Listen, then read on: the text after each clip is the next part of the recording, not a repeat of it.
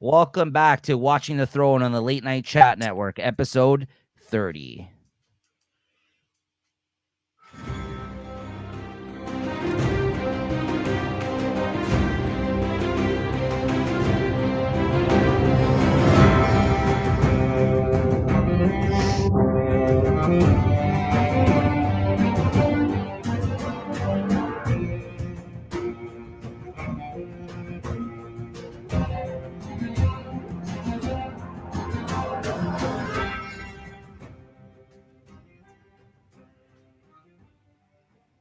All right, welcome back, everybody. Welcome back. And joining with me today, as always, we got my co-host JT over here. And of course, our special returning guest for the last episode of season 3, the finale. We got Christina here. No fancy name today, by the way. What's No going fancy name. No fancy name. I'm nothing. I am nothing and no one today. But me. Nothing and no one. Hey, This is honest. Listen, that's just enough. That's just enough for us here. Christina, of course, joining us here once again today. Thank you once again, Christina, for joining us. You've been with us the last few episodes of this season. Today we're going to be talking about the finale, or this is the name here. How do you pronounce this, Christina? Mhysa. Right, which means mother, I think, right? Yes. Me so high. What? No. Oh, that's that song. Oh, me so no. Me so horny. Okay, there you go. And that's it. Mhysa. Yeah. Or Yeah. the Adam Sandler from fucking Billy, Happy Gilmore. Oh, I think I just killed that Mhysa lady. I think I just killed that Mhysa lady. Yeah, with the air conditioner. Oh. All I think about when I hear that. Yeah. Actually, I did. Yeah, I did too. Mhysa lady. All right, guys, and we're already derailed 2 minutes into the thing. Welcome back, everybody. So I do want to mention, if this is your first time checking out the show, this is our Game of Thrones kind of review show where we've gone back and for me, at least, I'm rewatching Game of Thrones for the second time only. I've only really watched it the first time it came out. JT's actually watching the show for the first time. And Christina, the super fan here amongst us, I think has watched it quite a few times. She was the first, of a few guests I think we have planned that have joined us for some episodes during season 3, and hope to see her again in the future, join us on some future episodes as well. So we kind of just come here week to week and we discuss episode by episode. We break it down, kind of give our opinions on certain stuff that happen in each episode. Christina will be taking us through the events of the episode today, guiding us kind of through everything. And make sure you're subscribed to the channel. You can always check back on the playlist as well for these episodes. We have a whole playlist of them now. As you can see, we're 30 episodes in, and so you got lots of stuff to check out there. And thank you to everyone who's been checking these shows out.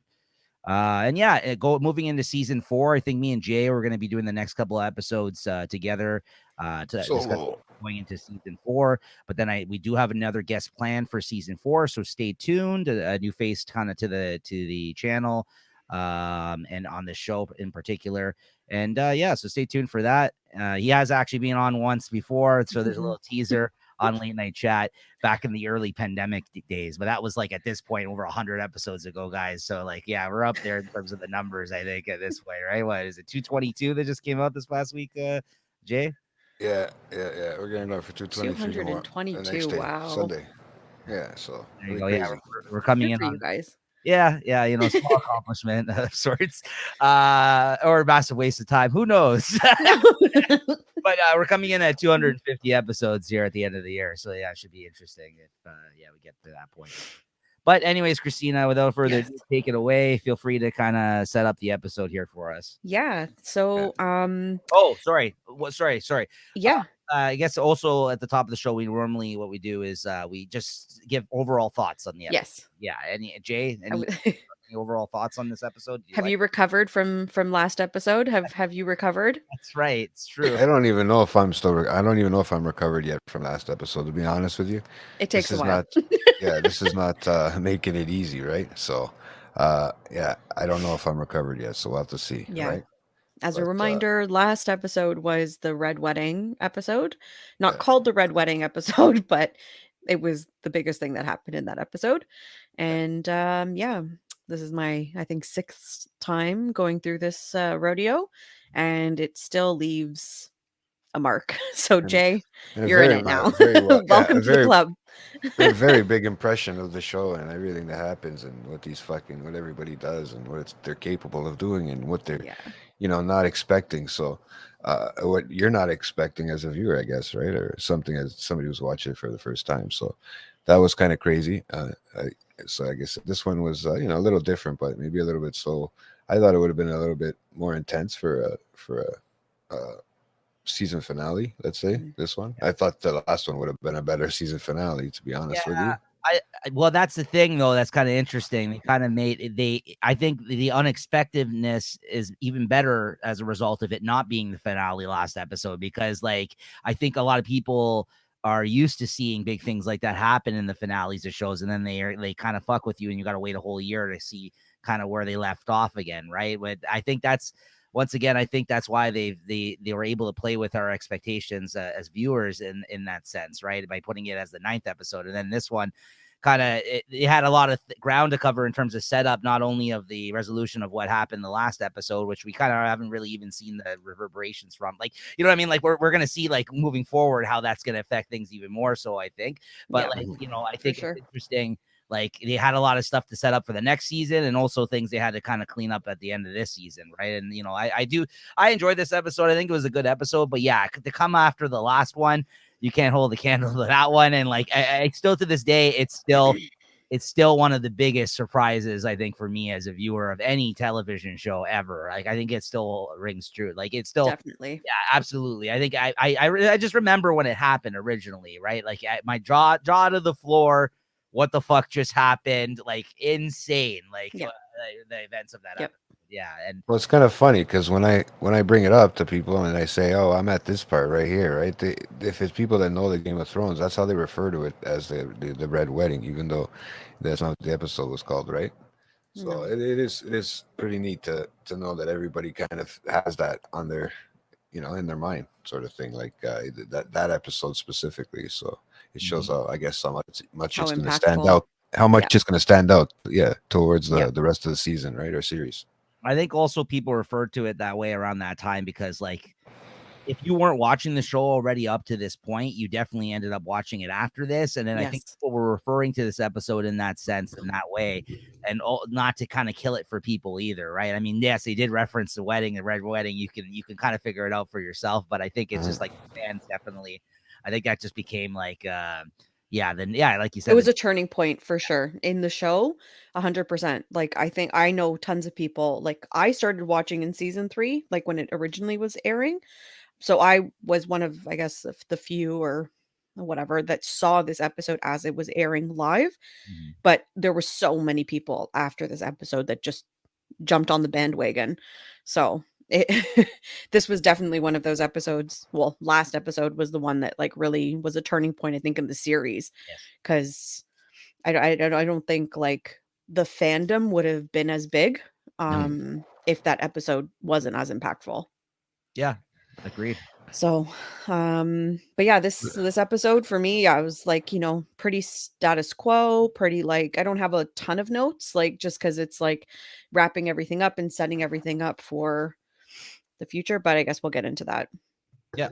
and whatever. So, yeah, like I guess, following up from last episode, the scene that opens this episode is Bruce Bolton at the twins, and he's kind of walking up the stairs kind of to look over, I guess, in the castle like walls, and you could hear fighting, you could hear things. And when they finally pan out, you can see that the whole Stark camp that's just on the like just on the outskirts of the castle walls is like ablaze. Like they're fighting, there's war, they're being slaughtered, everything's on fire. It's quite a scene to me. I'm just like, wow, it's pretty impactful. Like, I don't know, like you To go from start to having a show off. whole army to like they're desecrated, like to nothing. All of the northerners are gone now.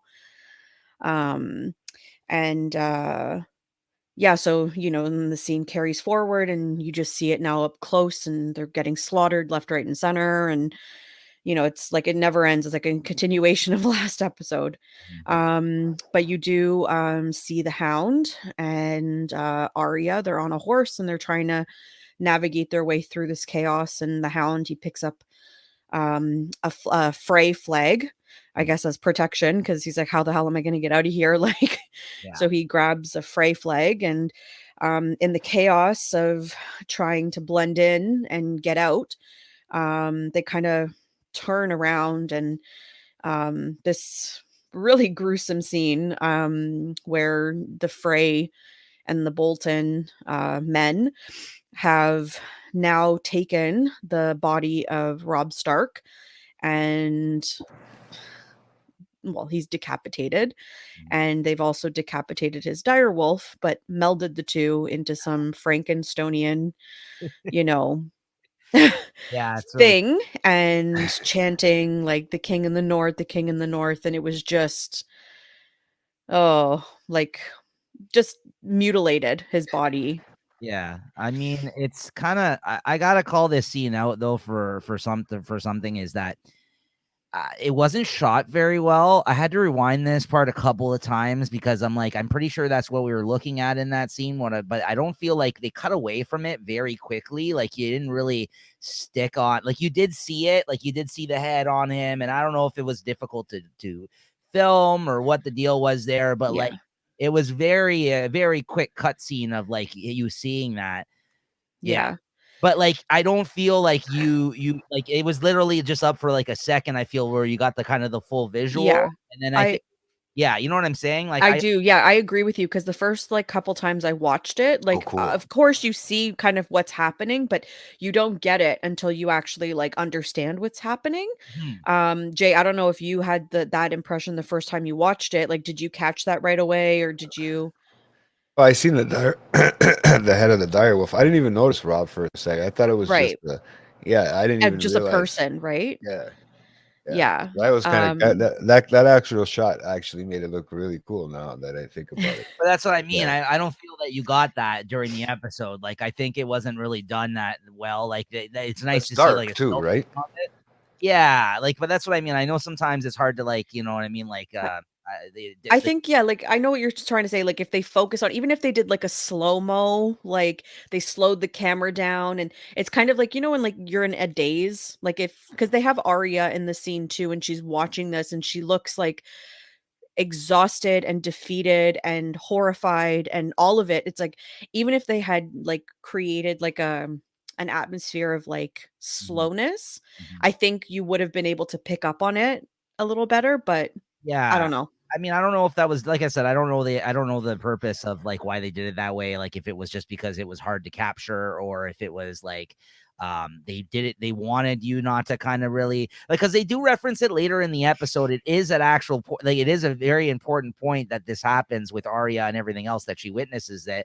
I just think it wasn't as effective as I kind of hoped. But again, once you kind of figure out what you're seeing, what's going on, it is fucked up and like you're kind of like it you know, but I don't know if they're trying to be purposely vague about it a little bit here at this point, right? But it is brought up later on, like there is a reason, like you know what I mean, like so it is important that you know It that. is discussed. Yeah, absolutely. Uh, So That must have been crazy to like a film to shot the scene to like a scene to shoot. Sorry, guys.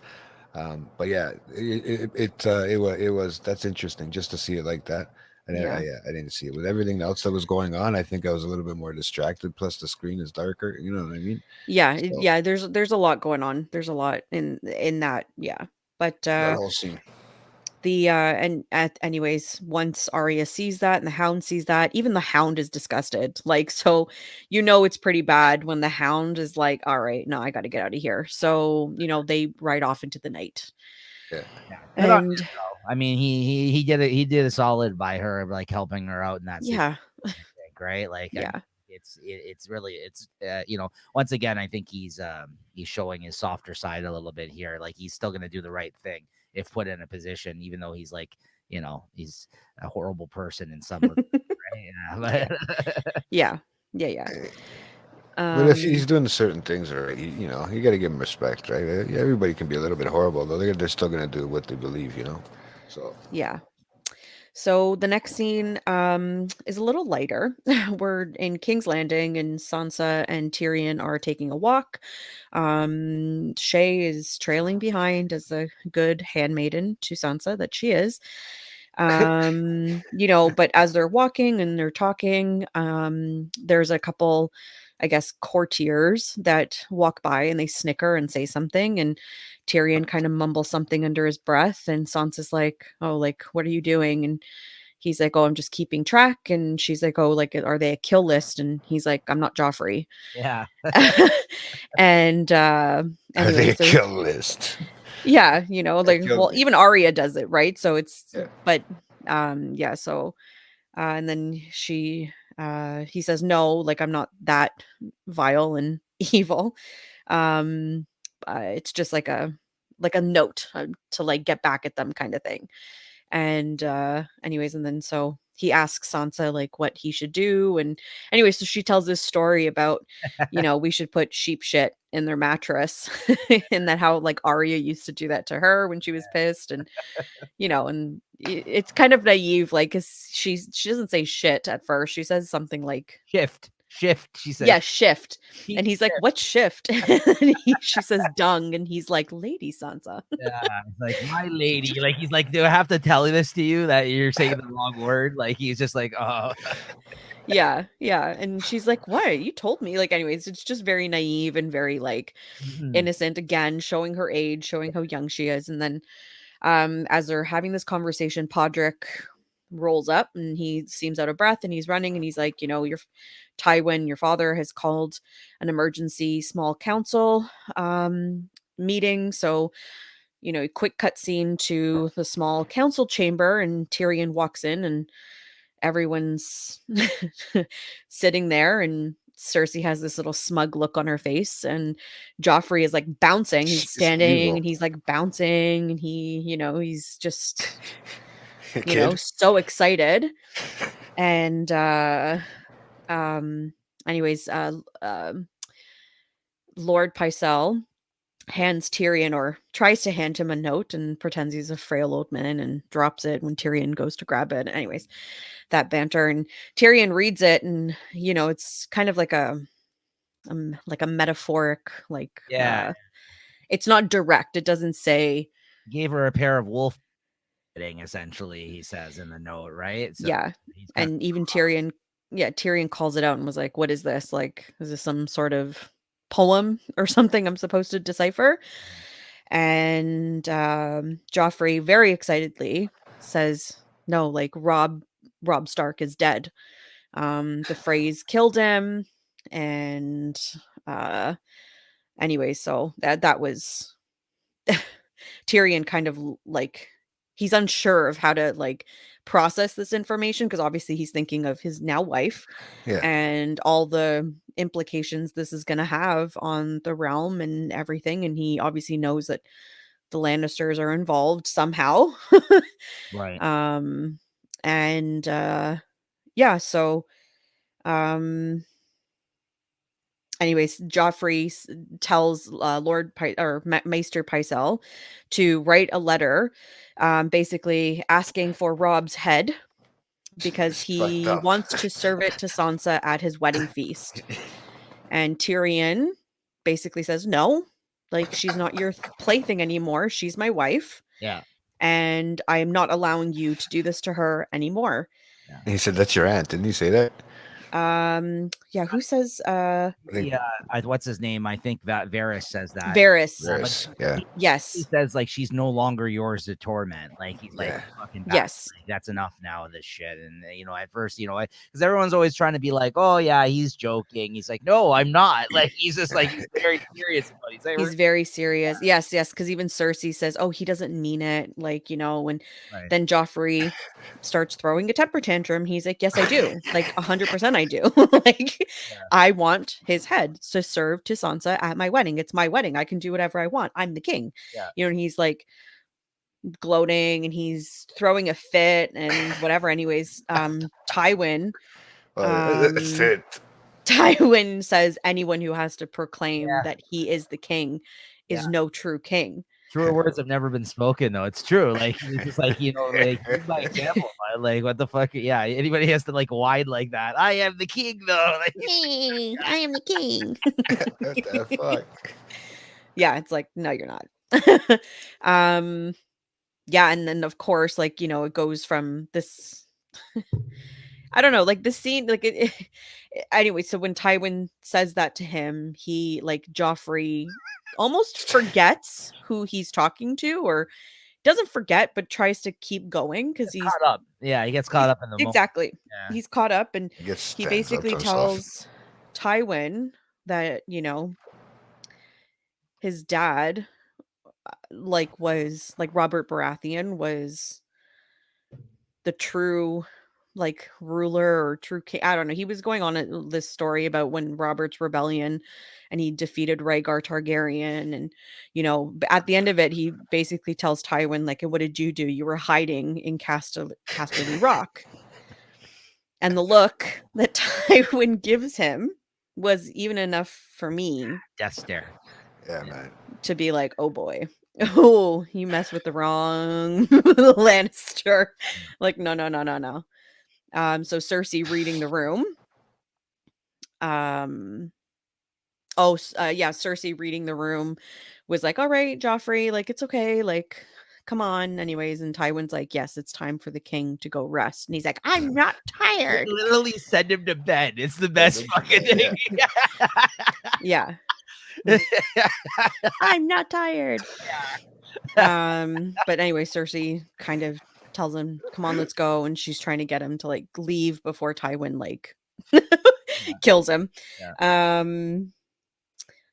And then that kind of anyways, end of that particular interaction, Tywin ends up like dismissing everyone silently. Tyrion goes to get up and leave, but Tywin's like, not you. You stay. Like, you sit. And they continue the conversation, and they basically Tywin explains to Tyrion what happened with the Red Wedding, like how it went down, who was in charge of what, what like yeah, basically how how it all went down. And Tywin freely admits that he set it up and he was in cahoots with Roose Bolton and with Walder Frey. And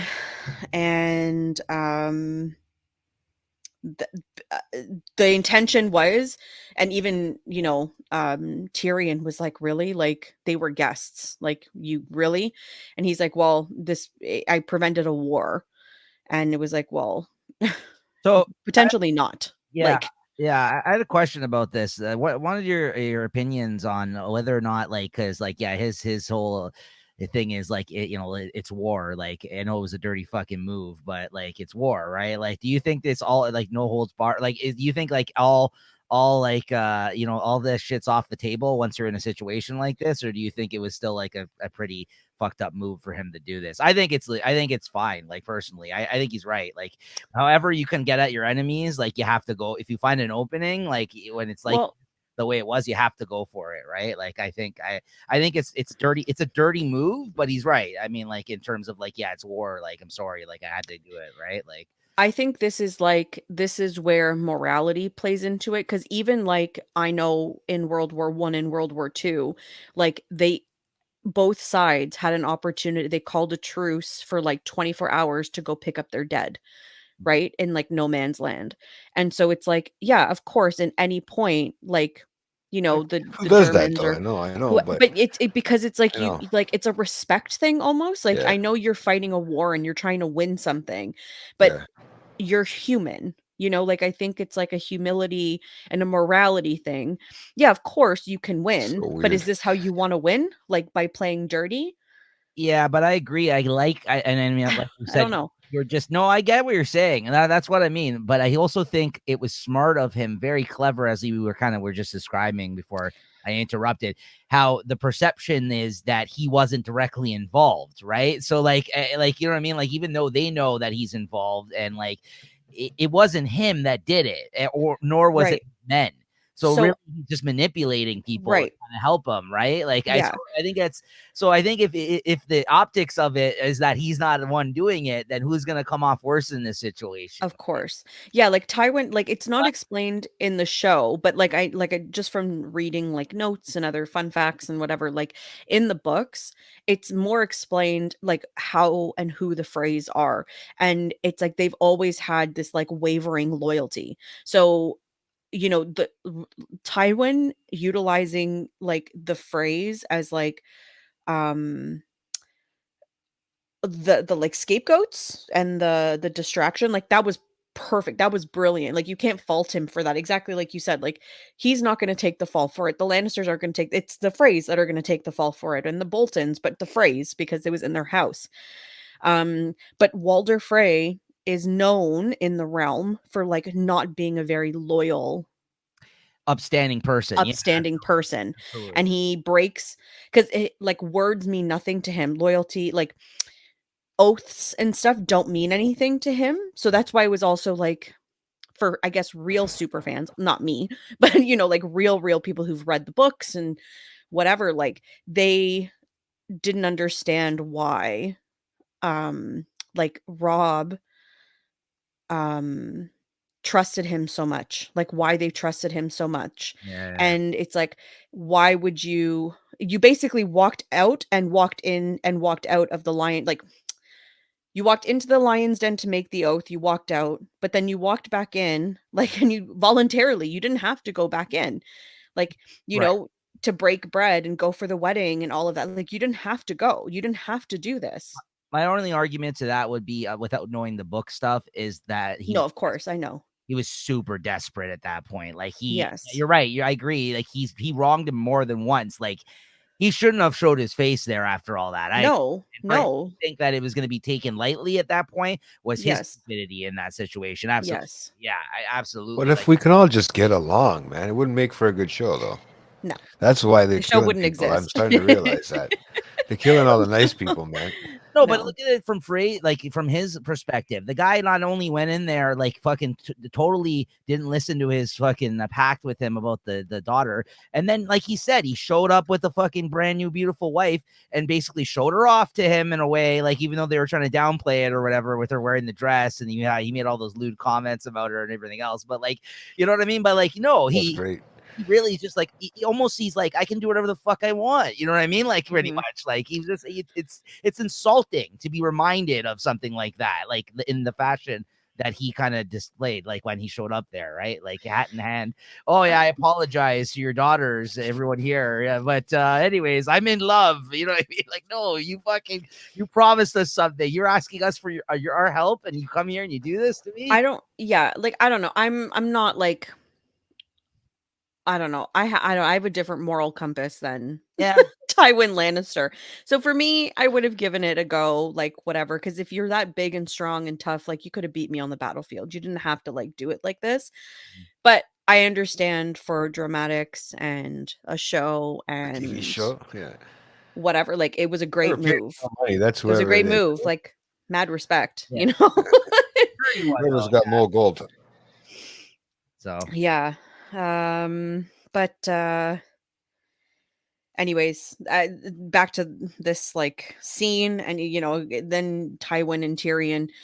Yeah, anyways, Tywin basically says that Roose Bolton is now going to be the Warden of the North, so he's going to protect Winterfell, and just as like a whatever, and he's going to hold it until Sansa and Tyrion's potential future son comes of age, and then basically asks Tyrion like, "Oh, how's that going, by the way?" And then Tyrion's like, "Oh, really? Like you think she's going to spread her legs like for me now? Like seriously? Like you killed her father? We killed her father, her mother, and her brother. Like, okay." And anyways, Tywin's like insistent, like it's that back and forth, like He's just like, I'm hurry not up. gonna do it, you better do it. You're a Lannister. This is what we need to do. Family, family, family. It's that same banter back and forth. And obviously Tyrion again is stuck between a rock and a hard place because he does not Still want stands to up to his hurt. dad too, eh? Sorry? Still stands up to him, eh? He kind of Well, gives him, I think he's very cautious with pocket. how he stands up to his dad. I don't think he's like Well, Joffrey. yeah. But he does it in a way that's like educational almost, like Mm. sensible, and I think that's why Tywin entertains it. Um but he does stand up to him and basically say like, what have you ever done for our family that makes you But think like you can call the shots like this and whatever? And he basically said, the day you were born, I had a it's choice. just I held you and I could have thrown you into the ocean Mhm. and killed you, but I didn't because you're a Lannister. And so he's like, don't ever question my like familial loyalty, like, Yeah, which is pretty like, ooh, yeah. Yeah, they always have good scenes together, these 2. yeah, They have some great scenes when they kinda go off yeah, for sure. yeah. For sure. Another one I Mm. wanna point out, though, about this scene, the quote that I really enjoyed, like, Oh, is about where he basically says, "Yeah, you just sent the most powerful man in Westeros to bed without his supper," after he excuses him, like, and they yeah, both yeah. and he's like, "You're a fool if you believe he's the most powerful man in Westeros." And he's like, "A treasonous statement. Joffrey is king." He's like, "You really think a crown gives you power?" Like, I was like, "That's awesome," because it's yeah, that was a good. yeah, I Yeah. like that. Like, because again, it's true. Like, because that he's kind of getting being led around by them. Mhm. Yes, he's the king, but he's not able to basically, Tywin's the one kind of orchestrating all of these events right now, and kind of Yeah. Which we've kind of been seeing. Like, remember how I mentioned a few episodes ago, like, where Tywin sits, like in the small council, is generally where the king sits. And like even when Joffrey's in the room, like earlier, like 5 minutes earlier, like Joffrey's standing. Like, why is he standing? He's the king. Like, he's not, it's very like, yeah, the dynamic is very interesting. The So power dynamic. That's what there it was is. also Just the another, whole power dynamic, yeah. right? Just to show. Yeah. Yeah. There was another quote earlier on I forgot to mention when Joffrey and Tyrion were kind of bantering back and forth, and basically I think Joffrey calls Tyrion a monster or something, and Tyrion basically tells him like, "Oh, I'd be careful, like monsters are dangerous and just now like kings are dropping like flies." yeah, Or whatever, he threatens him, and that like enrages Joffrey. Anyways, I like that quote. I forgot to yeah, mention that when I was that is a good one too. Yeah, absolutely. explaining it. But yeah, so just to carry on the rest of the scene, it's another cutscene, but it basically goes to Tyrion rushing back to his chambers and to see Sansa, I guess, to tell her the news. But when he gets there, she's already sitting by the window, and he calls her name, and she looks at him, and she has tears streaming down her face, so she already knows Yeah. um the bad news. Yep. Mm. And that was that. So yeah. We next scene, we are shifting to, I guess, the night fort. So again, they're along the wall, to Bran and Hodor and Mira and Jojen, and they're looking for a place to sleep. So they are in the night fort. Night fort, I guess, is like an old castle that's abandoned, along the wall, and they're just there. And Bran tells them this ghost story because Hodor is making a lot of noise and he echoes and all of that. Anyways, and he tells them this story about this cook, like they called the rat cook, who a king had visited, and he was vile. And anyways, this rat king basically killed the king's sons, and baked them into a pie, with onions, carrots, and celery, and he was naming the recipe, I don't know. Yeah. And basically fed it to the king, and the king loved it so much um, that he asked for a second slice. And the gods ended up cursing this cook and turned him into uh, it was the rat cook, right? Pie. Yeah, they basically baked it into a pie, right? Like that's Yeah, he baked the sons. He put the sons in the pie, but the gods cursed um, the cook Yeah. and turned him into a rat. So he's forever roaming. The ghost story is that he's forever roaming the castle and having to eat his own young, and he's never satisfied. He's always hungry. Mhm. And Mira's like, "Oh, why are you telling us this story? This is creepy or whatever." And um, basically, Bran it's kind of like continuing but foreshadowing, but like basically saying that Um, it wasn't the gods didn't curse him for killing a man or having the person like having the king eat his young or it wasn't that. It was that they were guests in the house Mhm. and like the gods can't for once you break bread with someone and you honor them in your home and you go against that and you kill them or you I guess break that Sure. oath or Yeah. that trust, Yeah. the gods will never forgive Yeah. and they it's like an unpardonable sin. So that was kind of like a I don't know, the scene was I don't know if it was necessary, but Yeah, it was like it was a very disposable scene. I thought, like you said, I think they're making a point, and whether or not it's foreshadowing something moving forward or trying to like really, or trying to reference already past events that have occurred in this season. Like, yeah, it was fine. Like, I thought it yeah, was an okay scene. But yeah. But it like it transitioned like I guess back to I think they're just trying to explain I think it was just the director and the writer's way of like t- explaining to the viewer like why this is such a heinous like why the red wedding was such like a heinous like thing because the northerners they believe in the seven gods right like so the gods curse this cook um and like basically like this is what happens to northerners like you're going to be cursed for there's breaking this oath. Yeah, there's certain things you just don't do. Yeah. Like I think that's kind of like what they're saying too, is that like, yeah, you know what I mean? Like yeah, to your point, like they are kind of driving that home that like if you Yeah. let somebody in as a guest to your home and this fucking something like this happens, Mhm. and yeah, you're gonna be, yeah, like you said, cursed. Like it's they're not gonna the gods are not gonna favor you essentially. No. Yeah, for what No. you've done. Yeah. And they won't Yeah. forget. Like that's I think the main thing. Like, yeah, Yeah. absolutely. So the scene transitions and now we're back at the twins, but we're in um the dining hall and Walder Frey is in his usual spot. I don't think he's left since the red wedding. He's still there. He's eating now, and the maids are scrubbing the blood off the floor and cleaning up and everything and Bruce Bolton is there and they're having this conversation. They're basically gloating and I don't know, bantering back and forth and just talking about the aftermath and Walder cares less about could care less about anything. But Roose is a little concerned because the Blackfish, which is Catelyn Tully's uncle, Yeah. he escaped. And so, obviously having escaped, like he could seek revenge. And so Roose is aware of that.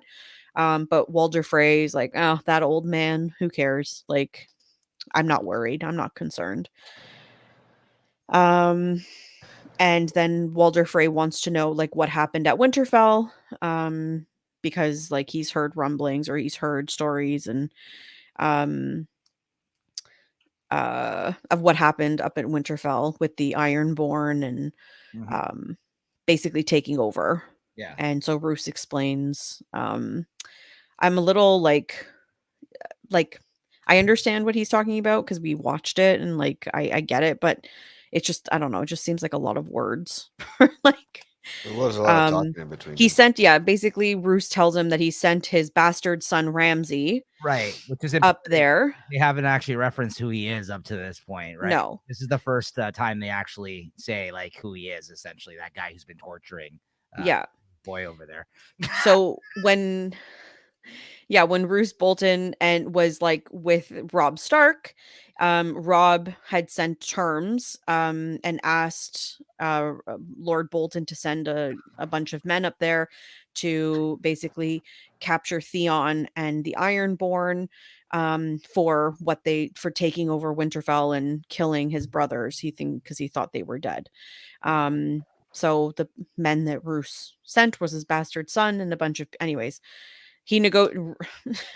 Ramsey ended up negotiating with the Ironborn to like just give up Theon and then he would let them go, but he obviously flayed them alive and it was like a anyways, Yeah. Turning into an interesting story.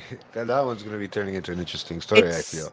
Yeah, like, I mean, we've seen a little bit of it, but we don't know, like, we obviously have seen it, but now we're getting confirming information. Yeah. But what I thought was, like, I don't know, they did a cheers in this scene, Walder Frey, and he basically cheers to the young wolf. I don't know, and he howls, Yeah. and then Roos was like, "Forever young." I don't know. It's really like, They're talking But, trash there. but I mean, wasn't he looking yeah, say he's looking forward to a new young wife too, or something like that? He's a yeah, because fucking he's dirty old vile. man. He's like a Yeah, he's just a dirty disgusting old old man. man. Yeah, he says something like, "Oh, I'm gonna have to find another teenage wife," and Roos is like, "Oh, I'm sure you'll thoroughly enjoy that," and he's like, "I think I will." a So couple gross. other things that they kind of they mentioned subtly in this conversation though is the fact that Buddy's still alive. His uncle, who married his daughter, he's still alive. Oh, Edmure. Edmure, yeah. Which I thought was interesting because as a result of him getting kind of taken out of the room with kind of them playing up this whole scenario, he actually survived that whole shit that went down because they put him in the dungeon.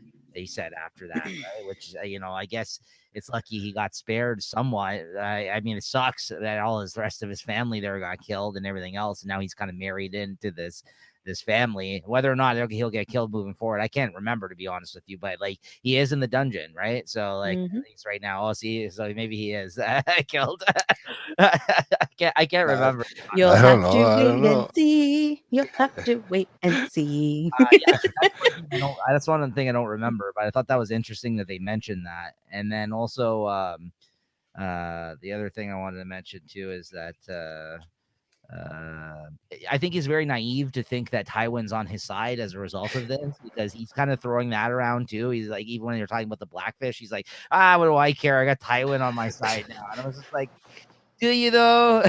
like, do you really? Like, I Yeah, was you like, never know what he's gonna do, Mm. bro. right? Like, you did him a favor, and like, I'm sure he'll reward you at this point in time. But like, to think you have an alliance with him now, all of a sudden, like, and I think it's pretty naive of him to think that he's got his back because he's tooting his own horn here quite a bit in this scene, right? Well, this is like Yeah. the thing. It's like he has no loyalties, but he like yeah, he's just an Yeah, interesting fellow. I'm actually shocked he like has been able to keep his lorddom for as long as he has because I don't know how like yeah, yeah.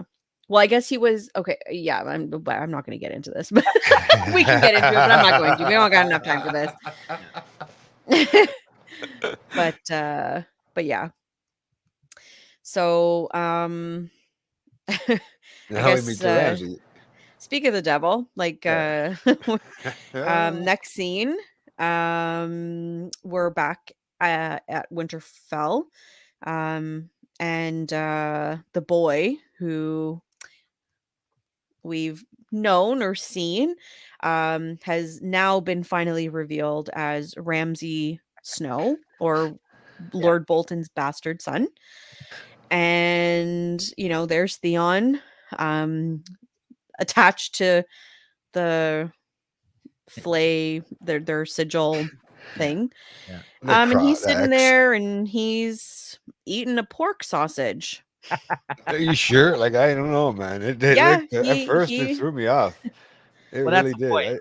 he Like, Yeah. does, yeah, of course, and he does. So yeah, so he's, anyways, Ramsay's sitting there and he's cutting into the sausage and he's eating it and he's asking Theon, like, oh, I've heard of, Phantom people when they cock. lose a foot having a phantom itch. Like, A do y phantom do cock. you Yeah. do you feel that? Do you miss I your w- penis? But he says another word that I feel embarrassed to say. it's But his cock, I think. yeah. I'm pretty sure. And yeah, so he's like, "Oh, like, let me know when you see a pretty girl if you have this phantom itch." And he's sitting there and Theon's like, "Kill me." And anyways, he's just sitting there and he's cutting into this pork sausage and he's like, "Oh, this? Do you think I'm some sort of savage?" yeah, Like, no, no, no, no, no. This is a pork sausage. So he confirms. And he's like, whatever. He's just being But it funny. kind of looks like there's blood in that area too. Like when you see a picture of Theon, when you see the visual of Theon there, like Yeah, I'm sure it is bleeding. one of my favorite gifts to send people sometimes. There's a gif of him waving the sausage around, and Come on. You do? really? That's hilarious. Send it to me. I want to see it. yeah, I will. You didn't get the context before, Jay. I've sent it to you before too, like in a chat. I feel like as a joke, but like before you didn't know. You didn't know. You wouldn't have known who it was, right? Like, but there's that scene where he dangles the sausage, and there's like a GIF about online that you can send to folks from this. It's pretty funny. That's Oh funny. God, it's I crazy. don't think I've ever seen one. What do you search? I know, like Search for that. sausages. Like, Yeah, what do you I look can't for? remember. I can't remember. I think. I'm gonna search Ramsey I'll Bolton have to and see what find comes up. Sometimes I wonder what he searches for.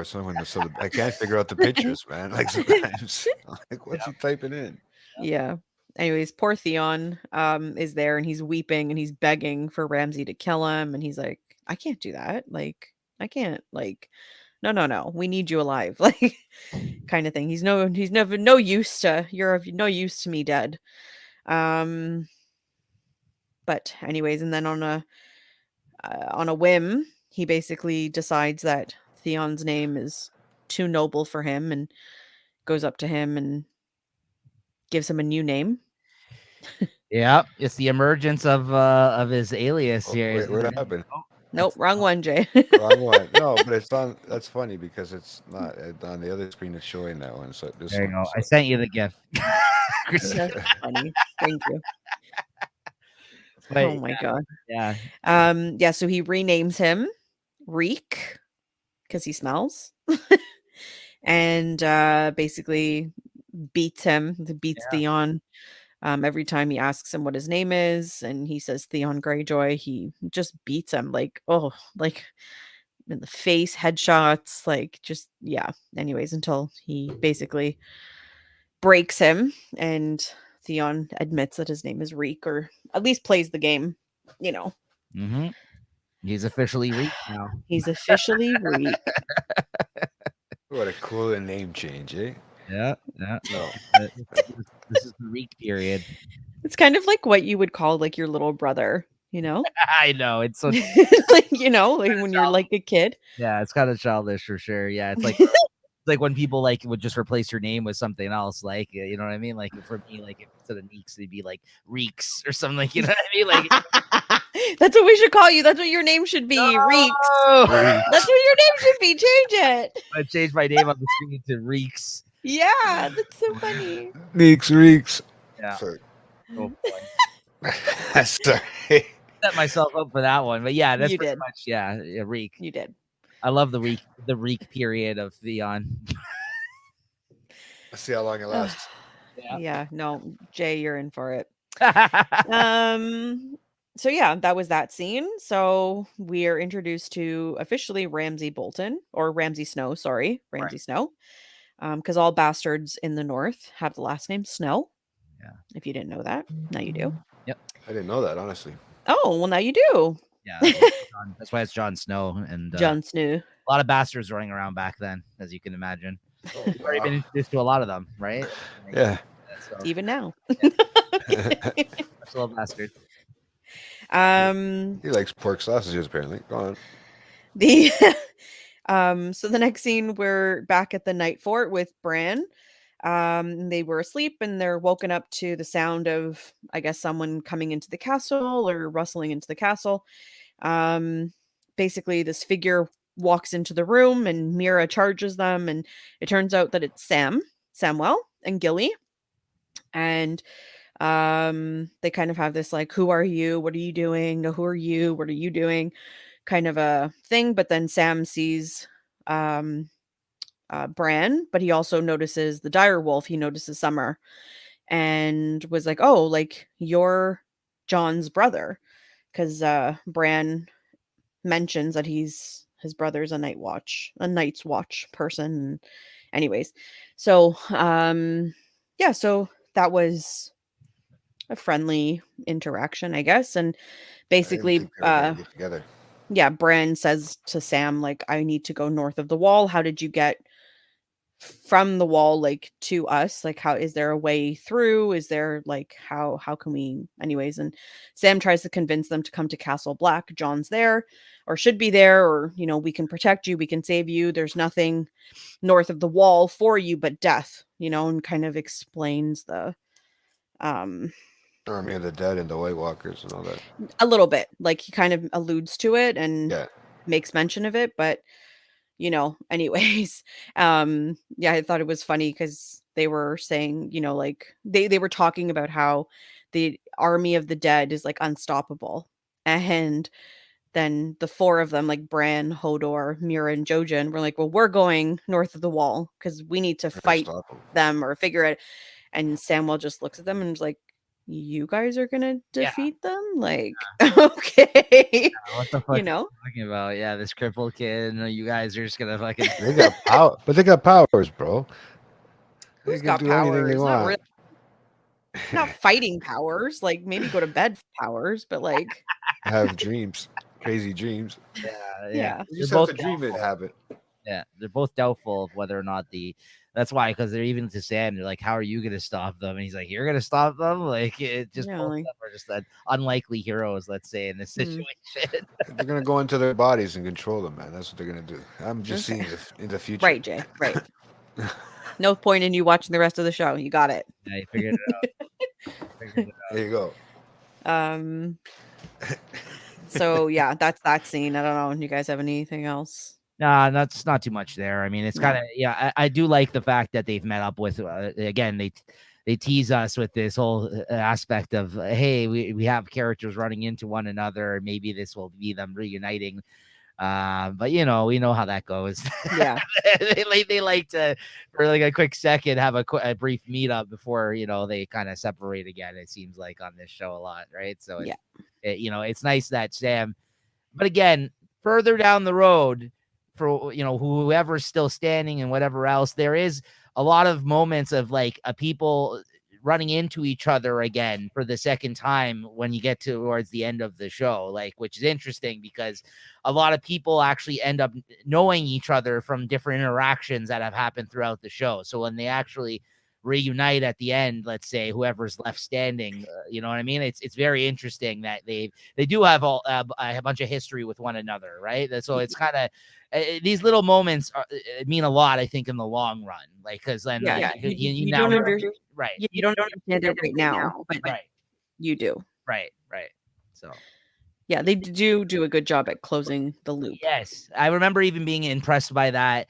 Yeah. Well, the first time I watched the show, like that last season, there was a moment where like a bunch of characters, like several characters that were still left standing at that point, actually were all together for the first time ever, and I was Yeah. really impressed by that. I was just like, oh shit, like here, this is the first time they've ever all been together like this, right? And that was Mhm. like, as a fan of the show, like that was like fan servicey type moment. You're like, fucking right, yeah, finally, all these people together. It was like the Avengers assembling, Basically. yeah, essentially. Yeah, when they all like come through the portals. Yeah, exactly. Yeah. Cool. Yeah. Yeah.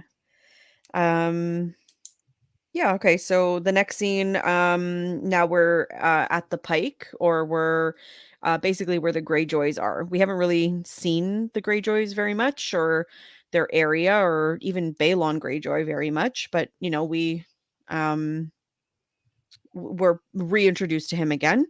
Balon is Theon's father.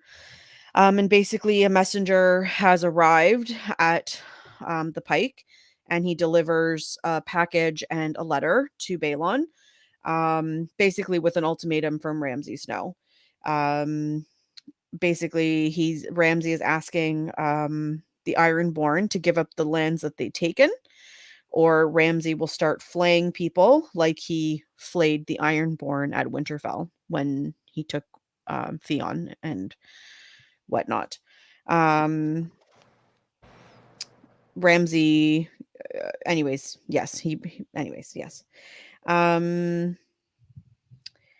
To show his sincerity, or to basically, Ramsay basically also says, like, to show that he's serious, he sent along Theon's favorite toy to the box. And as Balon is reading this message, Yara, Theon's sister. She's over there and she's opening the box and she's seeing what they're talking about or what Ramsay is talking about in the letter.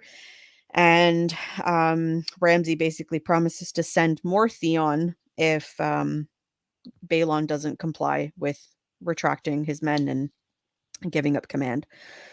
So, at the end of this, obviously, Theon's toy is his penis in the box. Yeah. It's a dick in the box. Yeah, no, exactly. It's in quote. I got that in quotes, like a song. Yeah.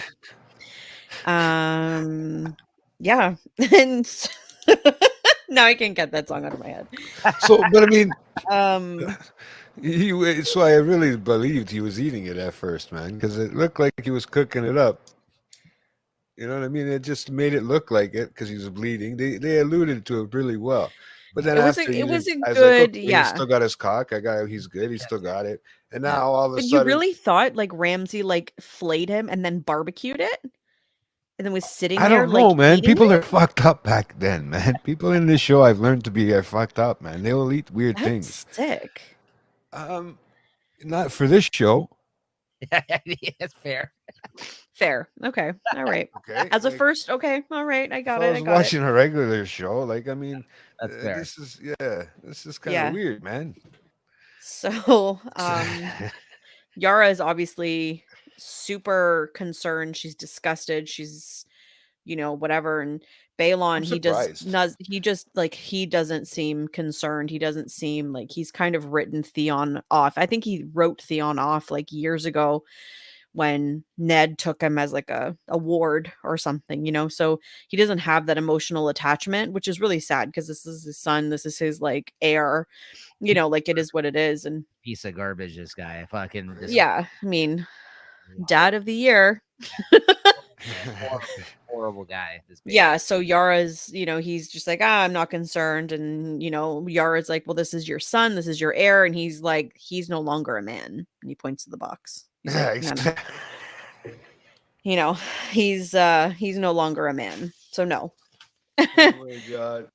Anyways, so yeah, basically Yara's like, well, that's your decision to not do anything about this, but like I'm gonna take the fastest ship that I can. I'm gonna take the 50 of our best men and I'm gonna sail across the narrow sea to, I think she says, the weeping Water. waters or something. Yeah.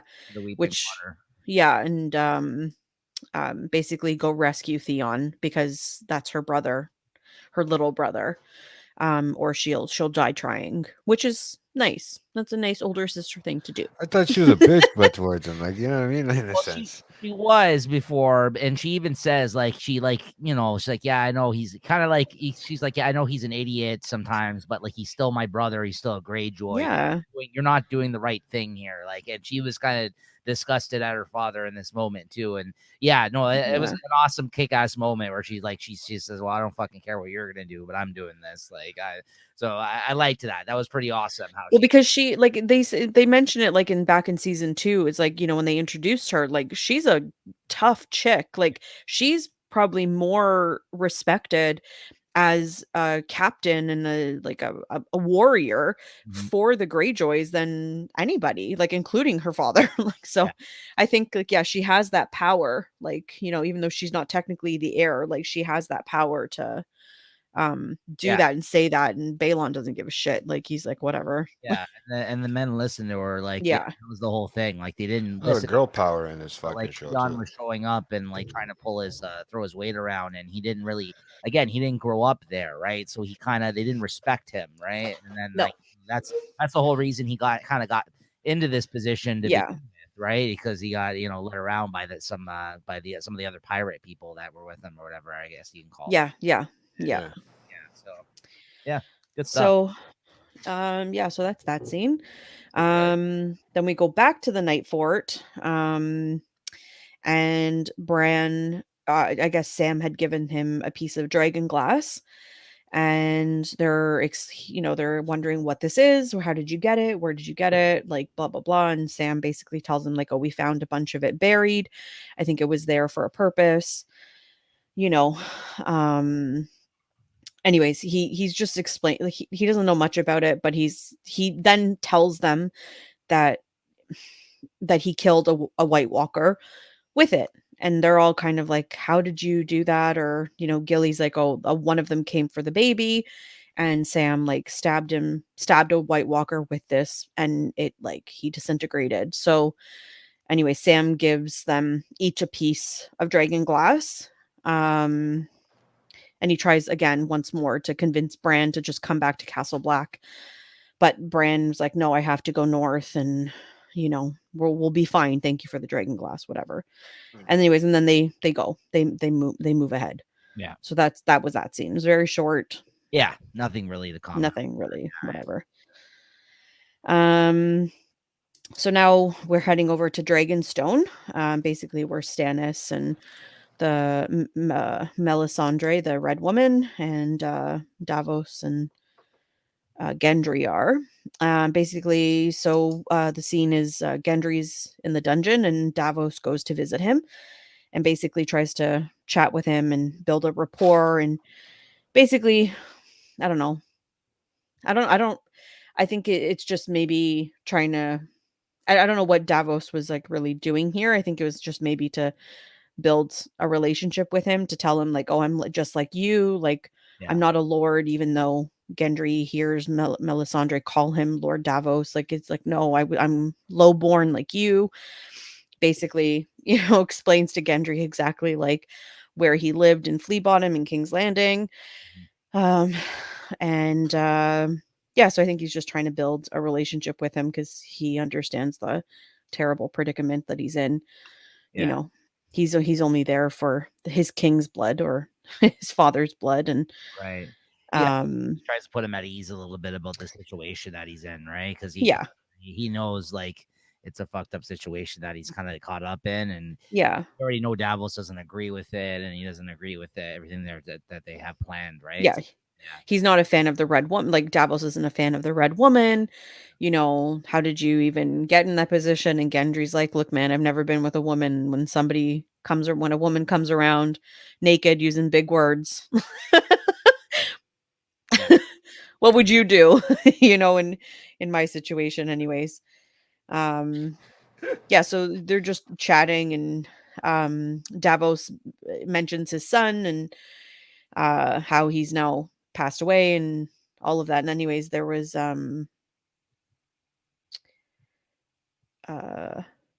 yeah, that was basically it. Like I don't know, like pretty much that's it, I don't know. So next scene, we are in King's Landing. And Shay is looking out onto the ocean, and she's watching the boats in the harbor.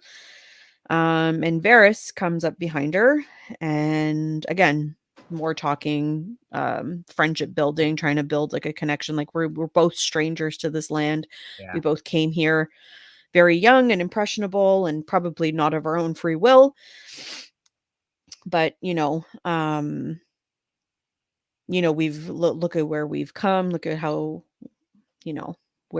how we've built our lives, and he basically his intention is he hands her a bag of diamonds and tells her, he's like, hop on one of these ships and sail to basic Essos, like go to Mir, go to Pentos, go somewhere other than here, go buy yourself a new house, a big house with servants, and like we know you love Tyrion, and we know you love him for the right reasons, like not for his gold or his money or his jewels or anything like that. We know you love him for him, but he's a danger, or she's a danger.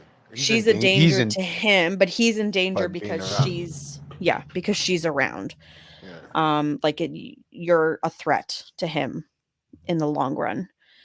Not purposely, but it may not be purposely. It might just be because what the family does. They have to tend to have their own way of taking care of things and shit. Well, yeah, he says your presence here is only going to complicate things for everyone involved. Like, right. Yeah, because Varys believes that like Tyrion is like one of the only good men that could maybe have some positive change on the realm and of the situation, because family. Varys is part of the small council, so he sees what's happening, but he also has little birds around, so he's hearing things, he knows things, so he knows that Tyrion's in a very precarious position. And I mean, he's handling it pretty well for right now, but I mean, he can only handle that for so long, right? Tyrion, Yeah, Yeah. yeah, so doing a good job. I'll give him that much, but yeah, I guess Varys, he hands her that, and after that interaction he goes to walk away, but Shay basically like throws the bag back at him and says, suspecting that Tyrion Yeah. sent Varys to Yeah. tell her this instead of telling her himself. Yeah. She says basically that, like, if Tyrion wants her to leave, he can ask her himself. Yeah. I like this scene because like she did the opposite of what somebody would just think, if since she's a prostitute, that she didn't just take the money and run, right? I think it kind of goes against, like, no, because she clearly does love him, and like Yeah. that clear, and it's authentic, like, because I think what you would think in this situation is like you would just give somebody like this money and they would, they would leave, right? Like, but like, no, she's like, no, I have, like, she has more, like, you know what I mean, pride than that. Like, I kind of like her a lot. I like this character a lot, and I like well, how, I mean, she actually does seem to actually love him. You know what I mean? She Like, does. yeah, I yeah, agree. yeah. it's just she wants to know from him if that's the case. He might be doing it for the right reason. He might be doing it too, right? But you don't know, right? She wants to know for sure from him, and it's gonna Right. suck. But he Yeah. is kind of right, and in one way he's right. But is he doing it? We don't know if he's doing it for everybody else or is he doing it for actually Tyrion himself, right? But who So knows? that's We'll see where that that. goes. Um, Next scene again. We are now in the bed chambers, or I guess of Tyrion. He's sitting there, he's having a drinking contest with Podrick. Mhm. And Podrick is like, I can't keep up, and Tyrion's like, too bad. Keep drinking. Um Anyway, so halfway through the second pour, Cersei walks in and sends Podrick away. And anyway, Cersei and Tyrion are just having their, usual sibling banter just about Him the being the drunk. situation, and just, yeah, and anyway, she basically says that if Tyrion cares about Sansa, he would give her a child. Because, like, that's what would bring her happiness. Like, if she's going to have any happiness in this world, it will be with her children. And Tyrion's like, "Oh, even you and your children, like even Joffrey?" And she's like, "Yes, despite everything, like, yes, when it was just me and Joffrey, like, my children are the reason why I haven't flung myself off out of a window in the Red Keep." Mhm. And I guess, like, it's like, I guess it's a mother's thing. Like, I don't know. I guess, like, this is, I don't know. I think I this scene couldn't. I was still put a Y after because I was like I couldn't figure out why. Like, does she want to? I don't know. Like, I think it After all was this a shit little too. premature. Like, I don't Yeah. know. This scene, to me, it's just, I don't know what the point is. Like, unless it was just like her trying to give Tyrion some good sisterly advice, I which guess. sounds weird. I But don't know. yeah, but it's always hard to tell with her. She's hard to read, period. I think series, right? So like, but yeah, I just like how she referenced him as, oh, he was such a jolly little fellow or whatever. And it's like, yeah, this hellspawn that you fucking given birth to is like a child of incest, and like he's like fucking, he crazy. Like, I get it. Like, she was in love, like she just loves her children, and that's one thing that she's kind of mentioned time and time again, I think, throughout all this, because she was in a loveless marriage and everything else, right? So, but like, I get it, but like, yeah, it's just It's this. hard to believe. It's hard to see Joffrey as like a jolly fellow, like a Yeah. jolly little Apparently, he was baby. a good baby, though. Apparently. I don't know. What happened then? Yeah. Like, what I happened? don't, I don't Also, know, man. This TV show. That's what happened. yeah. Shout out to Podrick, who For anybody who's watching the new Black Mirror season, he's actually in the second episode. It was one of these things where like I'm like, where have I seen that fucking guy before? And then I had to look him up because he's dropped a little weight now, and he had facial hair in this one, like a full beard. And I'm like, oh fuck, it's Podrick, the guy who played Podrick from Game of Thrones, and that's why, because we've been watching this lately. I recognized him. So, Okay, that's good to know. something to look forward to. If you notice some guys in the second episode of Black Mirror, it's the new season. He's in it. Oh, Nice. I can't wait to watch it. It's just I keep falling asleep. Next scene, we're in the Riverlands, with the Hound and Arya still traveling. I don't even they haven't mentioned a destination. They're just traveling. Yeah. But they pass by 4 Frey soldiers sitting around a campfire, and they are describing again in just disgusting detail, like they're making fun of like the way Catelyn shrieked and screamed, and describing like how they mounted Rob's or Grey Wind's head onto Rob's body, and how Yeah. it was gruesome. It was gruesome how the direwolf's head was too heavy and it was ripping the flesh, and they had to go in and put a stake in and go under the collarbone. Anyways, it was disgusting. Yeah, Anyway, so describe it obviously again. Arya's hearing this as they're traveling, and she hops off the horse and walks over to this man and basically is trying to play this innocent, naive little thing like, "Do you mind if I warm myself by the fire?" And the guy's like, "Fuck off." Yeah. And she's like, "But I'm hungry." And he's like, "Do you know what fuck off means?"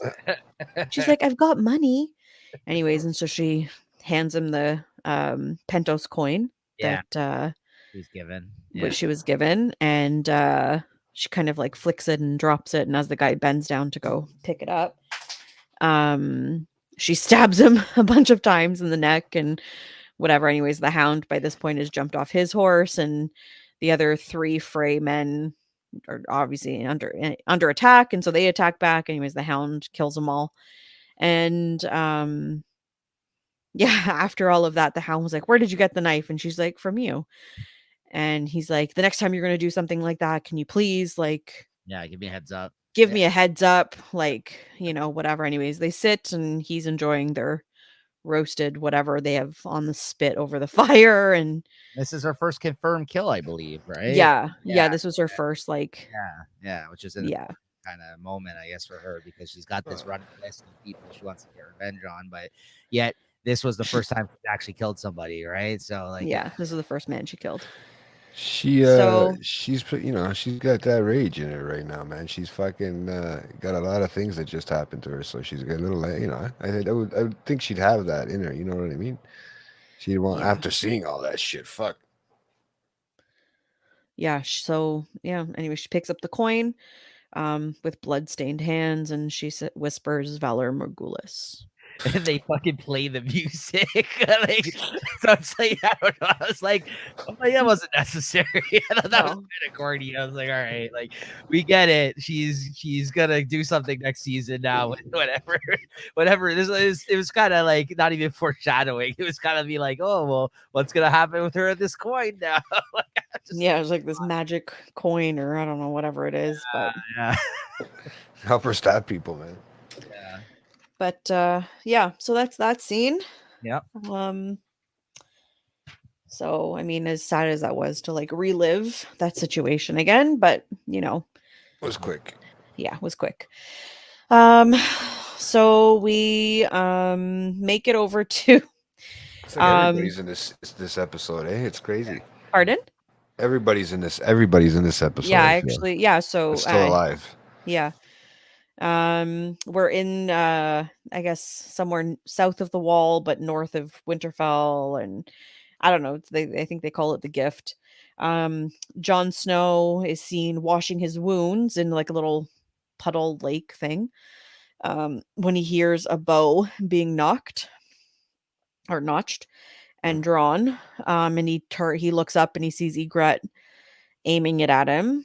Mhm. And he basically is like, "I had to do it, like, you know who I am." It's not you, it's me.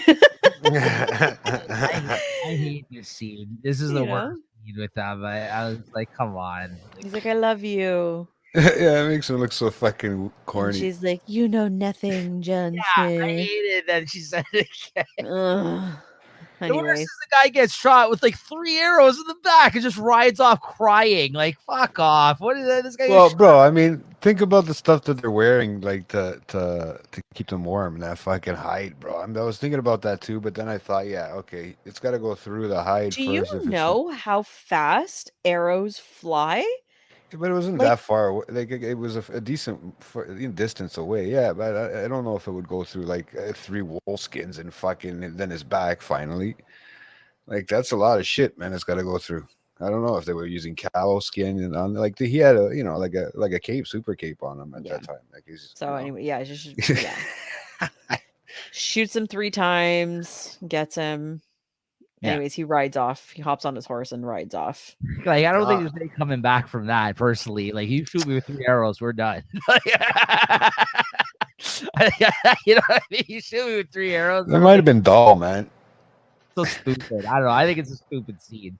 Like, yeah, it's this I don't know. Yeah, I'm not like love between these two. It's just so dumb. Like, I don't know. It's the fact that that she kept hitting him with arrows. Like, he could have just ran off and got hit with one, and that would have been the end of it. But the fact that he gets shot 3 times, and then like they're both crying about the situation as he's getting pelted with arrows, I'm just like, this is corny. I never liked this scene. I thought this is really stupid. This scene, but yeah, anyway. yeah.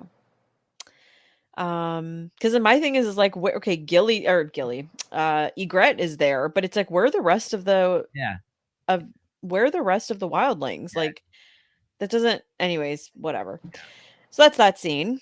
Now we're at Castle Black. Samwell has made it to Castle Black, and he's with Gilly, and they are in front of Maester Aemon. Um, and basically they're Samwell is introducing Maester to Gilly, and anyways, Maester Aemon was like reminding Samwell of his oath, of taking no wives, relinquishing all titles.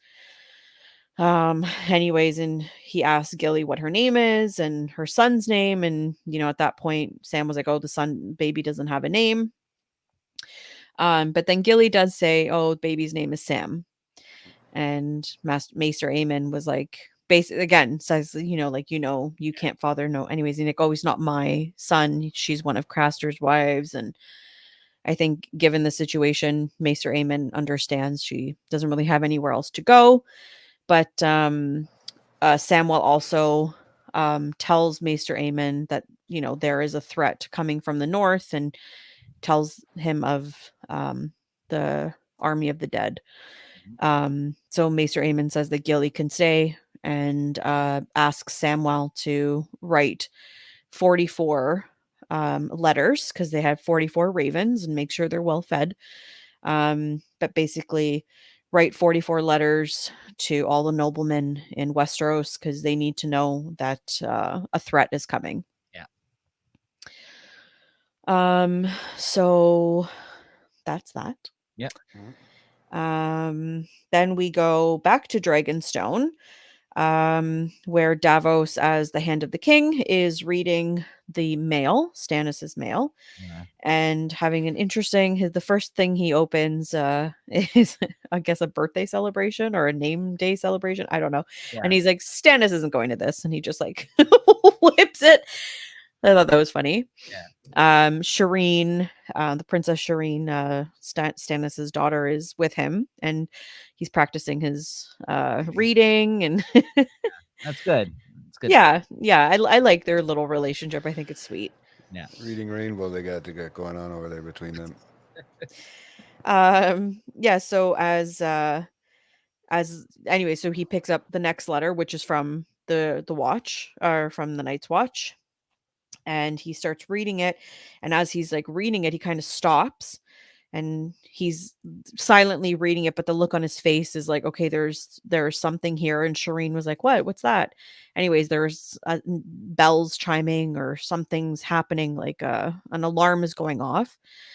And so Davos rushes to where Stannis is. He's standing in, I guess, the throne room or the war room where they have like the war table, and Stannis is standing there with Melisandre, and he also has a message and a letter basically saying, notifying him of Rob's death. Yeah. And, you know, Melisandre's like, or anyways, it's brought up like, oh, do you think it's because you threw, Yeah. some leech into the fire with the king's blood that this is like Mm-hmm. the making? Davos questions like, Stannis is like, oh, I knew this was right. Like, I knew what we were doing was correct. And Melisandre's like, yes, my lord, like, yes, my king, the Lord of Light commands it, like all of that. Uh, Anyways, and so Davos knows that now that like Rob is dead, and he thinks that it's because of the curse or something that Gendry is like dead. Right. Um, and so he basically, Davos is pleading for Gendry's life, like, he's your nephew, he's nothing, like, whatever. Like, there was a quote like, what is the life of one bastard boy against a kingdom? Yeah. I like this so- line.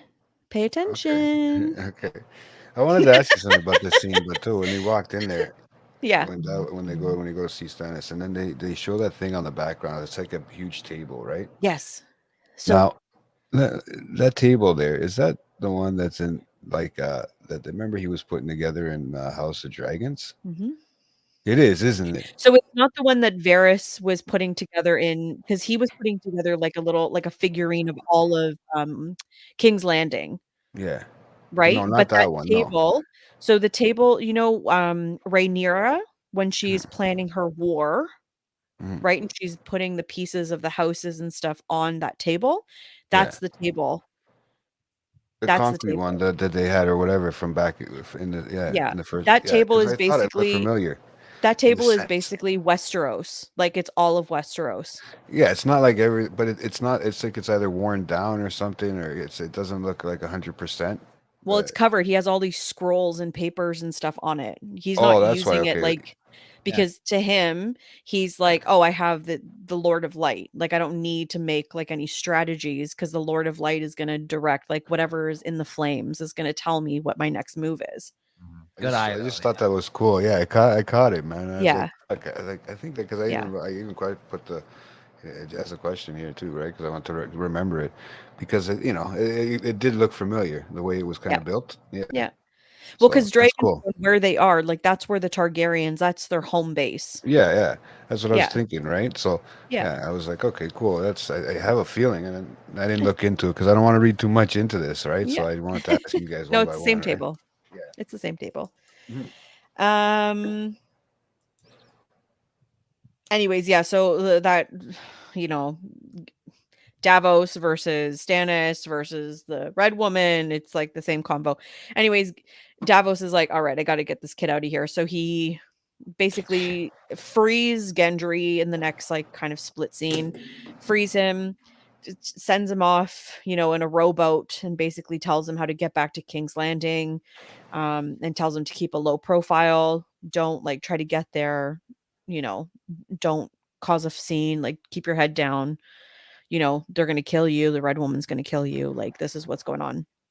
Anyways, um so when yeah, that's that, I guess that's the end of that. Yeah.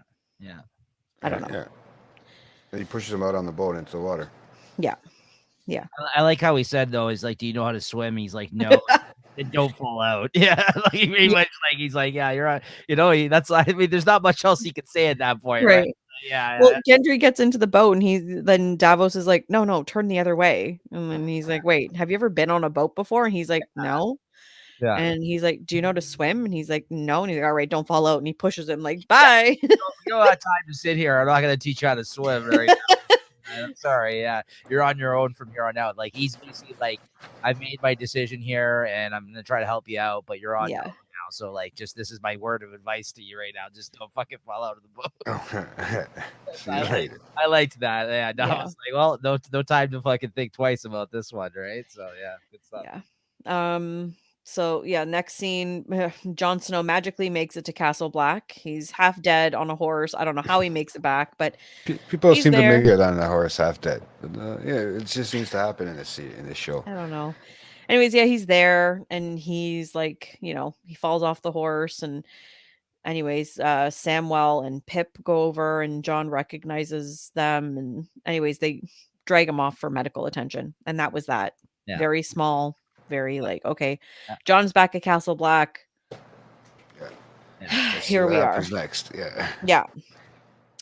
The next scene is a little interesting. So we see Jamie and Brienne. We haven't seen them for a little while, but we see them and they have arrived at King's Landing. So Jamie is home. Woo! Ooh, there's the shit show. Finally. Long time coming, right? I mean, Been a yeah. long time. Long time since you lit. Anyways. Yeah, exactly. I'm showing my millennial. Woo. Good song. Yeah. No, what I liked about this is how like he was mistaken just for some bum though as he walked into the town, Right. right? Like much to his chagrin, like he's Jamie the Kingslayer, like and he walks in and the guy's like, "Move out of my way, bro. Like you're Yeah. in my cart's way. I Get out like of here." that because he's kind of like been long forgotten at this point, right? Because he's been gone for so long. I feel like they know who he is, but like, yeah, no one was thinking that this fucking disheveled person that walks through the gates With no hand. yeah, exactly, is going to be Jamie, right? So I kind of liked that. It was a nice touch for them to comment on kind of like the journey that he's kind of gone on. Yeah. But he gives like anyways, he makes eye contact with Brienne, who kind of gives him the like, yeah, "Mm, yeah, it's okay. It's okay."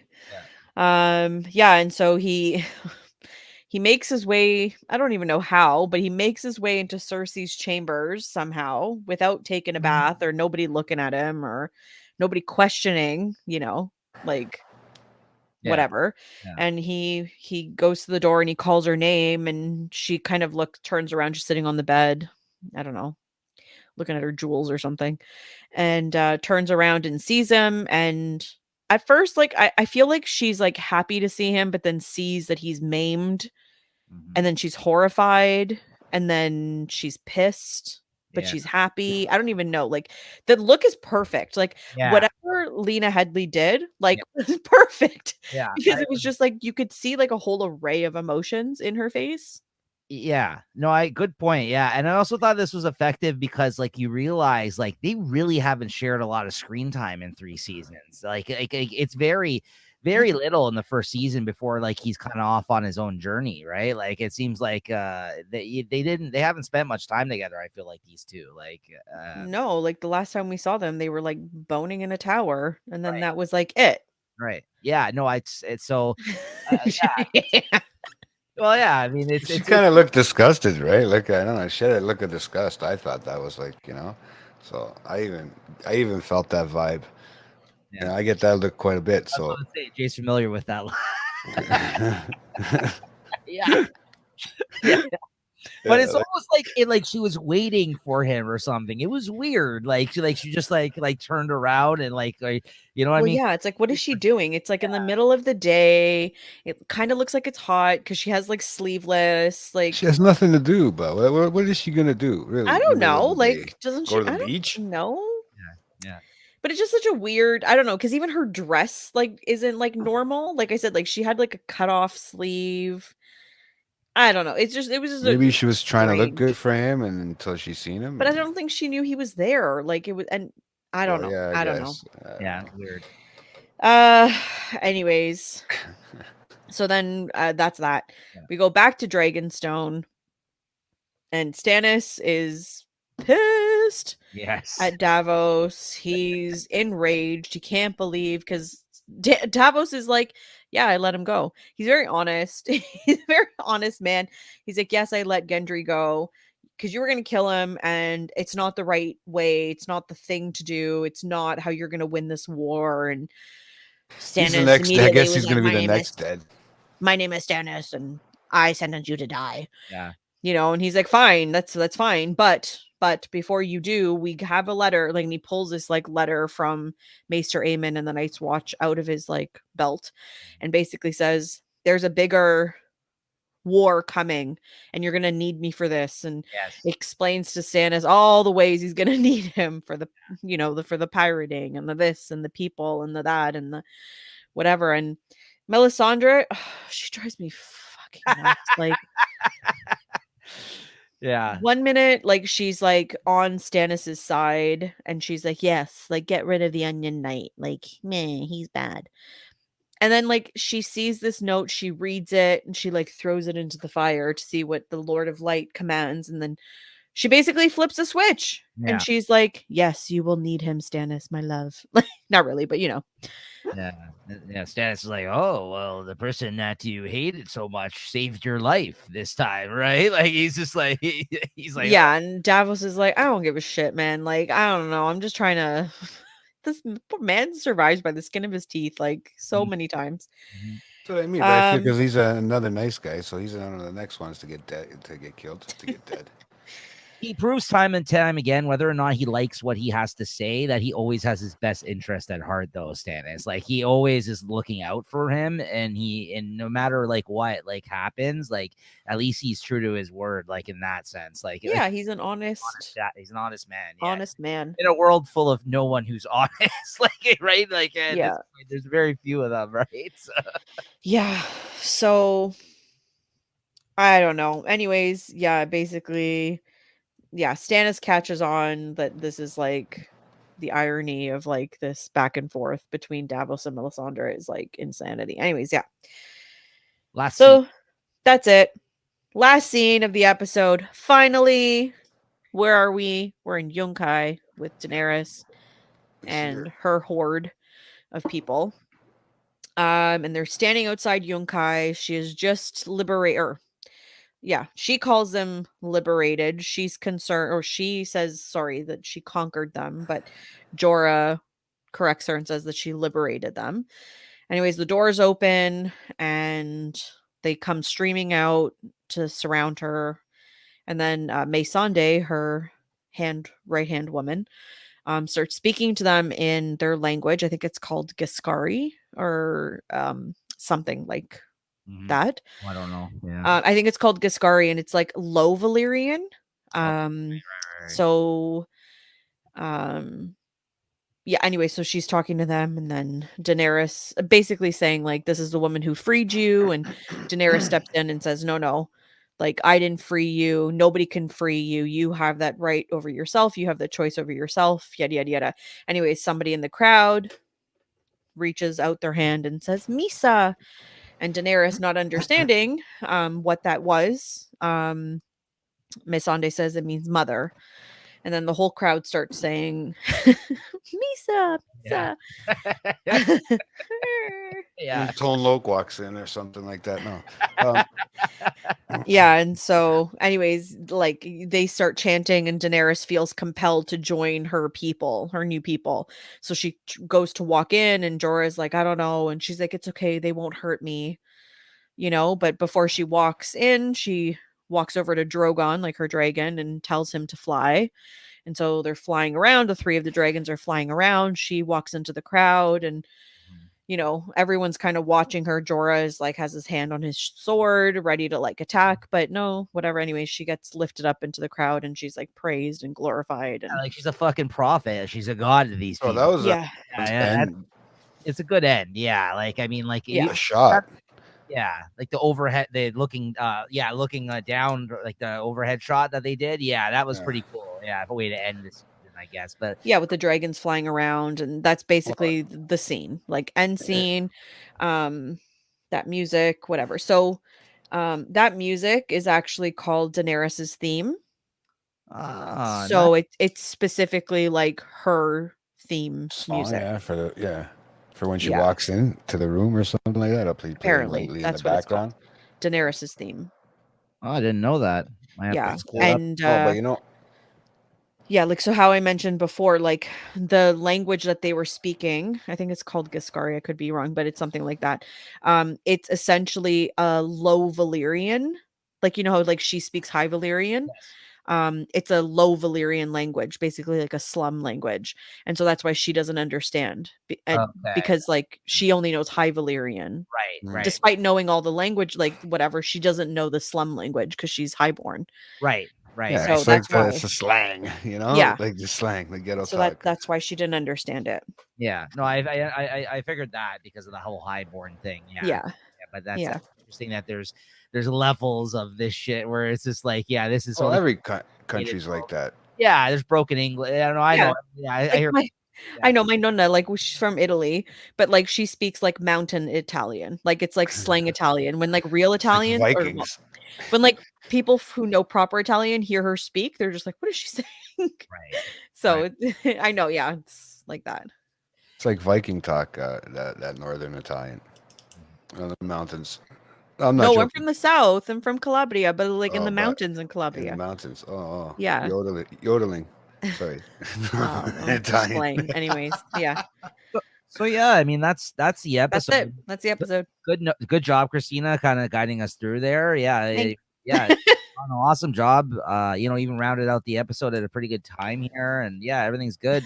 That's but I gotta say good way to end the season. But like even going over this, like the way we just did in this sense, there's a lot of scenes in this while not really a lot going on in this episode. Like there's a lot of kind of touching base on like characters, like kind of their whereabouts as they tend to do when you're starting off the season or kind of ending the season. But not a lot actually happened though in this episode, right? That's kind of like reviewing it this way. That's what I am realizing once again is that even though there was like fucking like there was double the amount of scenes I think we usually get in an episode in this episode, but not really anything big happen for the most part, right? I mean, there's movement, like there's people making it to destinations, there's people seeing other folks that they kind of ran into, but not to the point where like big events happened like in this episode, right? So You start to see who you think who's gonna have signed on for the next season, right? Like so, they're starting to put some maybe asleep or maybe going into different ways, different directions, some storylines.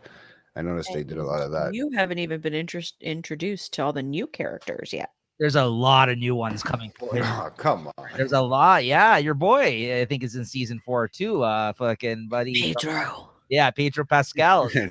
Just heard an interview from him, man. Yeah, there you go. You gotta have to like look forward to it. Oh no, he probably got something spoiled for you because they've been talking. No. He was there. They talked about just in between like certain things, right? Obviously, yeah. I've been listening to that series. Don't watch anything where they go over his character in Game of Thrones because they will probably spoil what has happened at this point. Since it's Yeah, this is a great upcoming season. Season really 4 is another great season. it is. It absolutely is. Yeah, we're hitting the sweet spots of the show right now. We're getting into the meat and potatoes. So, yeah, guys, And then they shut all the streaming sites down, and then Yeah. you can't find nothing, man.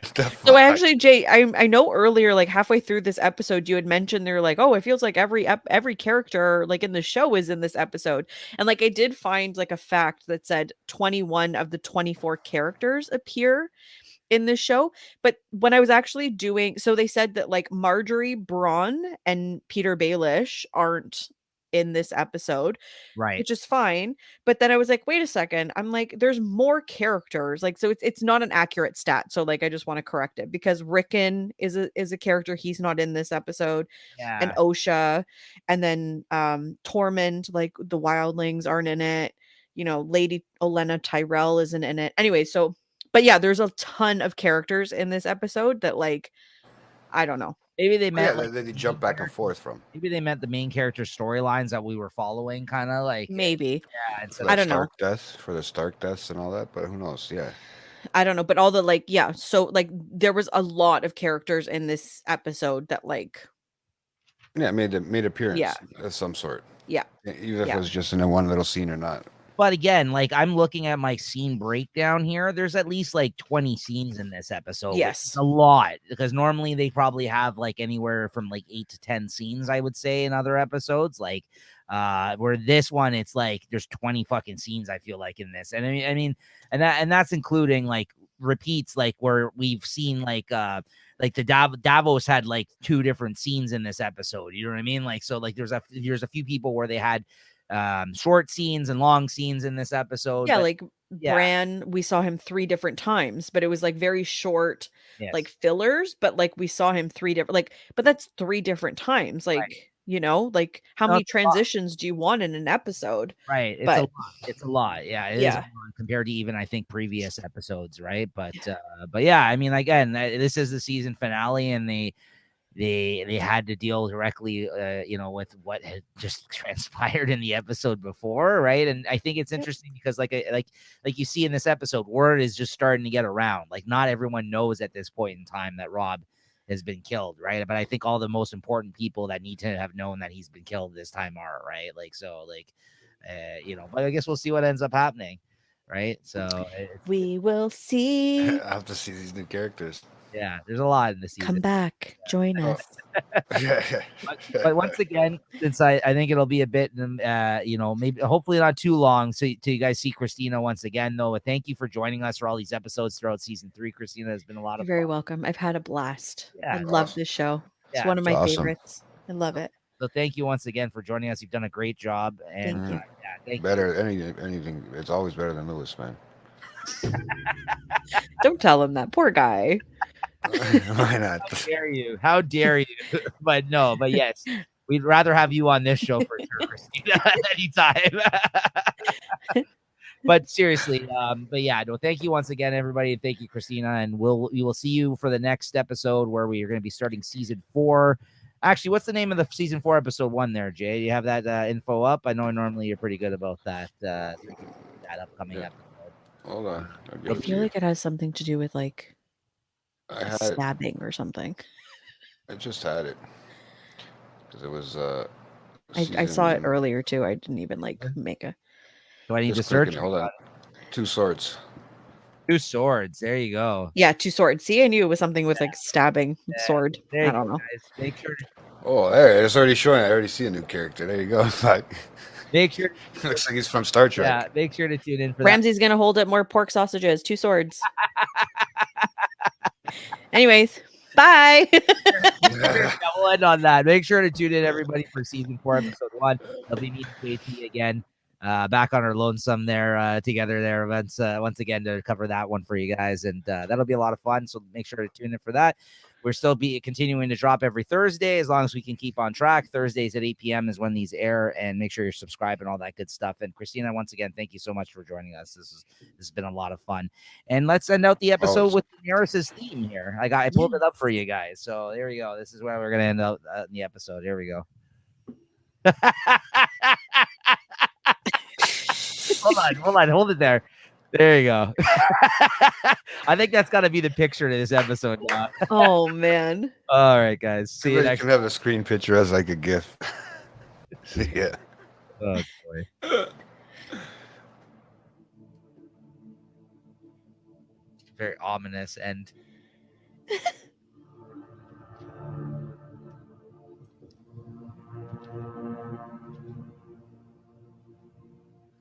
Sounds like water. Fast It forward. sounds like a massage parlor place, man.